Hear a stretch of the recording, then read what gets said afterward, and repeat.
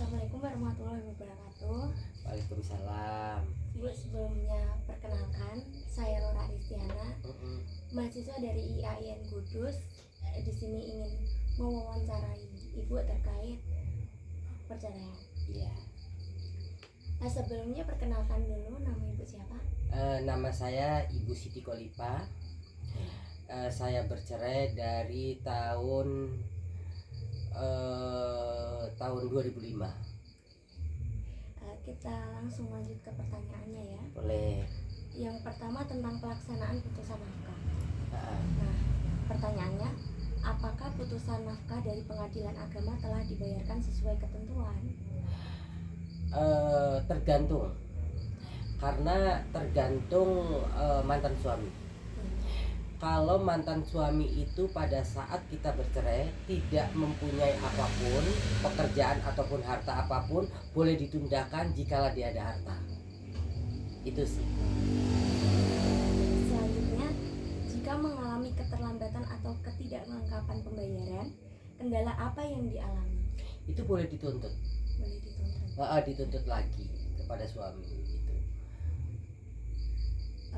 Langkah apa yang telah diambil untuk menagih atau melaporkan ketidakpatuhan ini? Datang lagi ke majelis hakim untuk melaporkan sang suami tidak memberikan nafkah-nafkah yang ditentukan dari majelis hakim. Baik. Selanjutnya tentang dampak ekonomi sosial. Maksudnya? Pertanyaannya seperti ini, bagaimana kondisi ekonomi keluarga sejak nafkah tidak terpenuhi? Ya, bagaimanapun kita sebagai wanita, kita harus mandiri. Iya. Bukan ketergantungan kepada mantan suami, gitu kan. Jadi ya bagi saya ya berusaha untuk menyelesaikan ekonomi saya. Selanjutnya, apakah Ibu sebelumnya apakah Ibu mempunyai anak? Ada. Baik. Apakah anak mengalami dampak spesifik, misalnya putus sekolah, kesehatan terganggu? Tergantung individunya, gitu.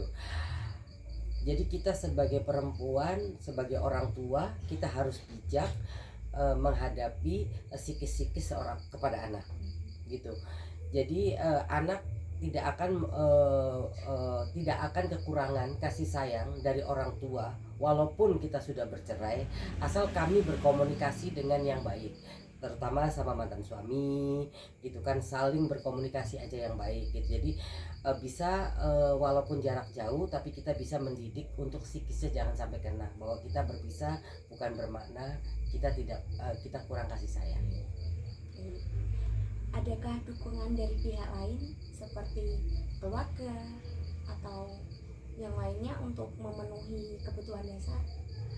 Ya ada sedikit-sedikit pasti gitu kan, karena kan nggak mungkin ya langsung kita bisa berdiri gitu kan, nggak mungkin, ada dukungan. Kita lanjut ke proses hukum. Apakah pernah mengajukan eksekusi ke pengadilan agama? Jika iya, bagaimana responnya? Mengajukan banding? Mengajukan eksekusi ke pengadilan agama untuk nafkah?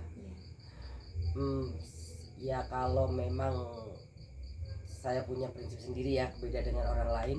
Kalau saya tidak, iya. Karena bagi saya kalau memang tidak mantan suami saya tidak mampu, kenapa harus dipaksakan? Gitu. Menurut Ibu, mengapa proses eksekusi nafkah seringkali lambat atau tidak efektif? Karena kenapa sering lambat? Tidak, itu karena cuma hanya menurut saya yang aku dapatkan. Ya memang undang-undang memang seperti itu, tapi hakikat dan kenyataannya itu kan berbeda, gitu. Ada yang suaminya mungkin mengerti dengan agama dan ada juga materinya, ada juga kerjaannya dipenuhi. Tapi ada juga separuh suami yang nggak punya apa-apa juga nggak bisa dipenuhi, tetapi itu hukumnya wajib. Kelak kapanpun lah, sebelum dia meninggal itu juga masih bisa dituntut.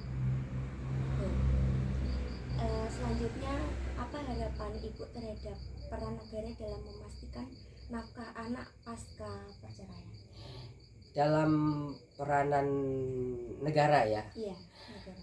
karena kebanyakan yang aku lakukan dan yang aku rasakan, negara memberikan pasal-pasal yang tertentu, tetapi masyarakatnya tidak dipenuhi seperti manakala yang dijanjikan dan yang dipasalkan yang sudah dikeluarkan oleh undang-undang yang ada di negara ini gitu. Hakikatnya ya begitu aja, sudah habis selesai gitu. Disinilah terkadang rakyat kecil ingin menuntut kepada negara gitu kan, kalaulah boleh, kalaulah bisa gitu. Seharusnya betul-betul dikasih efek jerah gitu kan. Jadi jangan sekedar undang-undangnya aja, tetapi yang pelaksanaannya juga seperti mantan suaminya harus diefek jerah juga gitu. Itu sih dampaknya yang menurut saya tidak kurang bagus lah di negara ini. Banyak keluhan masyarakat pasti seperti itu. Sekarang ke peran mediasi dan keluarga. Mediasi. Iya. Mediasi sama keluarga. Iya, apakah keluarga besar atau perantara pernah membantu menyelesaikan sengketa nafkah? Ada. Ada. Jadi keluarga bagaimanapun kan yang namanya suami gitu kan, dia sebagai orang tua yang bijak gitu kan. Kalau kita punya anak laki-laki merasa tidak mampu untuk menafkahi, baik dalam nafkah eda ataupun nafkah apapun gitu kan, belum bercerai maupun sudah bercerai, itu kan sudah menjadi satu kewajiban orang tua gitu. Jadi mediasi untuk keluarga ya tetap gitu. Jadi adalah mediasi untuk membantu menyelesaikan masalah nafkah. Selanjutnya, menurut Ibu, apakah mediasi non pengadilan seperti melalui tokoh agama atau keluarga lainnya itu efektif untuk masalah nafkah? Non pengadilan Itu berarti efektif apa tidak? efektif. Terus tentang harapan terhadap sistem hukumnya, jika bisa mengusulkan perubahan, apa yang ingin Ibu perbaiki dari proses eksekusi nafkah saat ini? Ya, saya ingin perbaiki satu aja, kepada majelis hakim dipertegas sesuai dengan undang-undang yang ada, sama dengan kenyataannya, seimbang dalam. Itu aja sih.